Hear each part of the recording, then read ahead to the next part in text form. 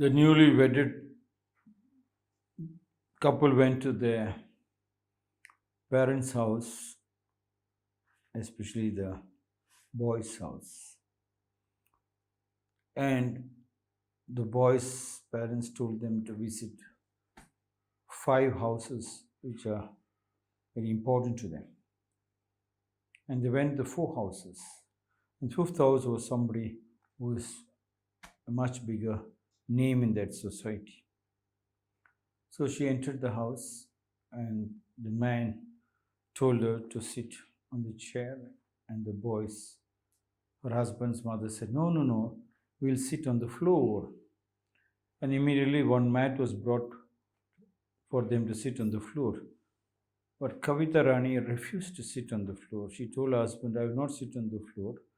There's a chair, we'll sit on the chair. They sat on the chairs. She was telling, what is less in us? I got education. Why should I sit on the floor when there is chairs available? I've always taught my children that they should stand on their own legs. They should study to the highest possible, which is available in Rakum schools, and to get the best job before they marry, so that they do not have to depend on their partner.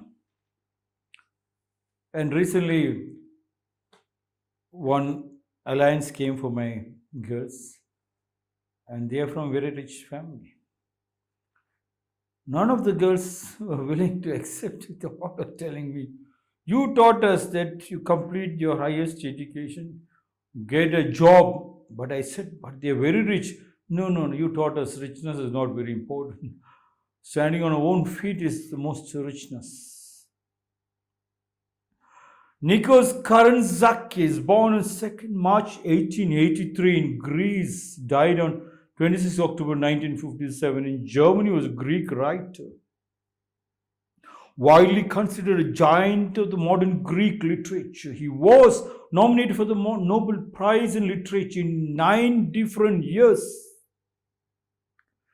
Kazantzakis' novels included Zorba the Greek, Christ Re-Crucified 1948, Captain Michaelis 1950, translated Freedom or Death, and The Last Temptation of Christ 1955.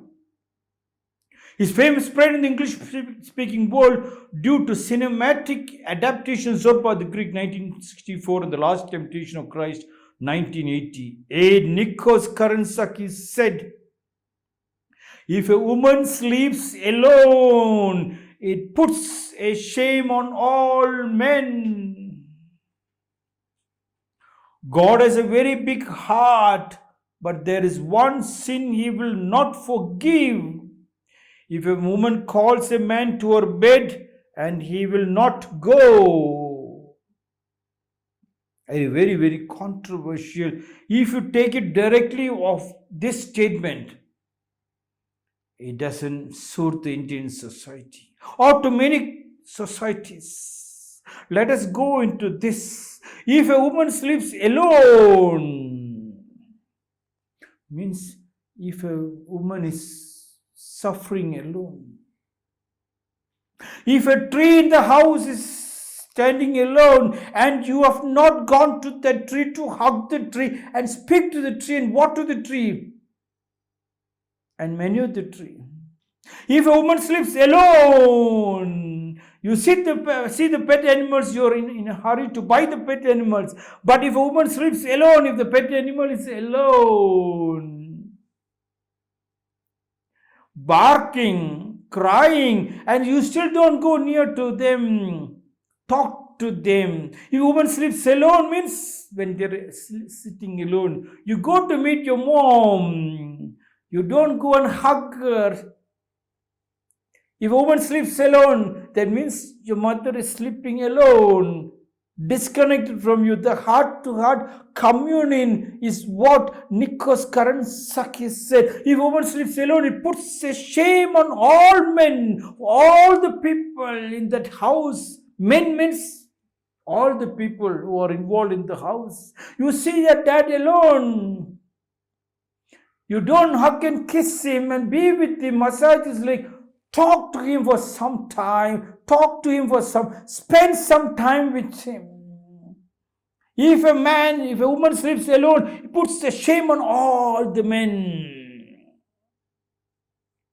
And you have seen the rainwater falling down. If a woman sleeps alone, it puts a shame on all men. Water falls down and it sleeps alone. And it sleeps alone. Before the rain comes, you have created a beautiful red carpet for the woman to sleep, and you can be with the woman in that beautiful pond. That rainwater in the pond, recharging groundwater into the well. And 1 year collected rainwater, you can use it for 3 years. Just to be with that water, be with the woman. If a woman sleeps alone, it puts a shame on all men. That is on one part of the story. The second part, a woman sleeps alone, it puts a shame on all men. Look at this part of the story. All married men, you marry after the woman gets a child, you don't sleep with the women. That's the story, materialistic world story. That puts a shame on all you men. You have not even bothered to be with your mother when you go home. If a woman sleeps alone, your mother alone, you don't find time. It puts a shame on all men, means a call. Sleeps alone means, yes, give a call to your mom. Sit with the mom, with your dad. If a woman sleeps alone, it puts a shame on all the men, all the plants, all the flowering plants, all the fruit-bearing plants. When you go on the road and you see the dog, just a woman sleeps alone, talk to that dog. He puts a shame on all the men. God has a very big heart, but there is one sin He will not forgive. This is one sin that He will never forgive, that you forgot to give a call, the gap to plug the loopholes, calling your sister, your brother, your mother, whatever it is, non-stop keeping in touch, sitting bum to bum with your wife, with your husband, with your children. Yes. With the trees and the pet animals, and you play in the muddy earth, and that mud you put it all over the body and scrub and take bath. If a woman calls a man to her bed and he will not go, yes, the plant is calling towards her, to her bed, means just come and talk to me. But on the other side, a woman calls a man to her bed. Most of the husbands left the women. That was the major pain in the materialistic world. Just think about it. I'm just discussing on one materialistic world I'm talking, on another spiritual world I'm talking. On the materialistic world, there is a problem going in society. Majority of the men refuse to sleep with their women, especially in the villages when they have first child or second child. Of course, when they become old, it's too far away. No, more maturity you have to.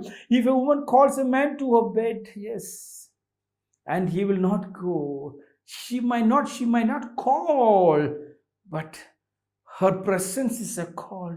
Her dressing is a call. Her making food and putting into your plate is a call. And you must go. You must open your heart and your mind. And then you can see beauty flourishing. You can see a beauty in her, and that in her is a god, a goddess. You don't have to go to temples and churches and masjids to pray to God, because God resides in these lonely hearts. You go closer and God will be very happy. That positive and negative will create electricity. Think of that. If a woman sleeps alone, it puts a shame on all men. Don't allow her even to sleep one day separately. Not during the honeymoon. I'm talking to all the men till your death. Yes. God has a very big heart, but there is one sin He will not forgive. Hence, you are undergoing a lot of medical problems. If a woman calls a man to a bed and he will not go, and you don't go, please go. Together we can wipe out more tears and put a smile in everybody's face.